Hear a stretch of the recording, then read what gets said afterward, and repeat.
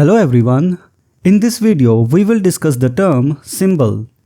Introduction. Symbols play a significant role in literature, enriching the textual experience by conveying deeper meanings and complex concepts beyond their literal representations. In this video, we explore the concept of symbols in literature, differentiating between conventional and private symbols. We analyze the use of symbols through examples from renowned poets and examine the distinctions between allegory and symbolism. Additionally, we discuss the interpretations and debates surrounding the nature and impact of symbols in literary works. Conventional and private symbols. Symbols in literature can be broadly categorized as conventional and private. Conventional symbols are well established and widely recognized within a particular culture, holding specific and predetermined meanings. Examples include the cross, the red, white and blue, and the Good Shepherd. Poets often utilize these conventional symbols to evoke shared emotions and cultural significance. On the other hand, private symbols are unique to individual writers and are rooted in personal experiences, associations, or emotions. These symbols may exploit widely shared associations to convey broader concepts.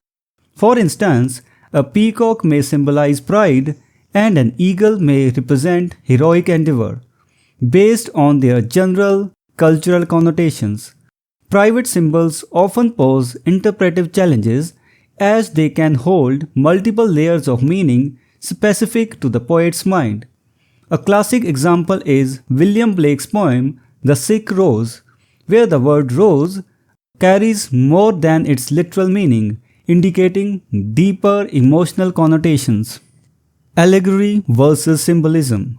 Coleridge and Goethe present both seminal passages distinguishing allegory from symbolism. Allegory employs a pair of subjects, an image and a concept, to convey a specific reference, while symbolism focuses on a single image, leaving its significance indefinite but infinitely suggestive.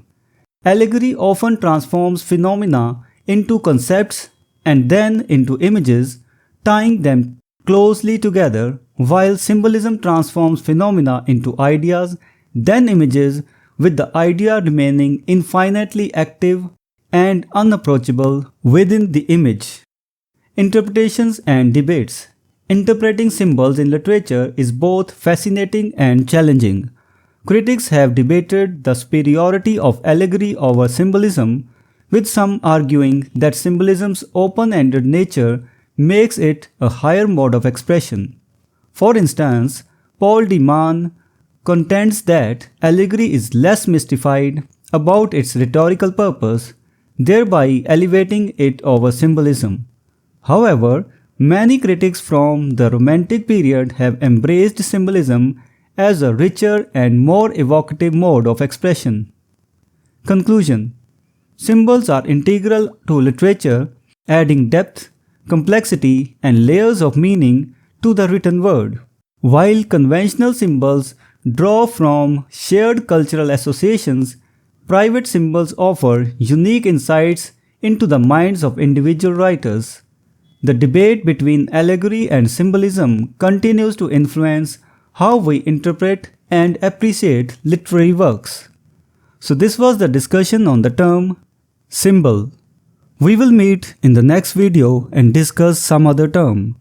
Until then, goodbye and thank you. Hello everyone, welcome to this series on literary terms and literary theory. If you want to study the notes and MCQs related to this term, you can click the link given in the description. We are also going to start our online and offline classes for UGC NET for English literature very soon. So stay connected with us.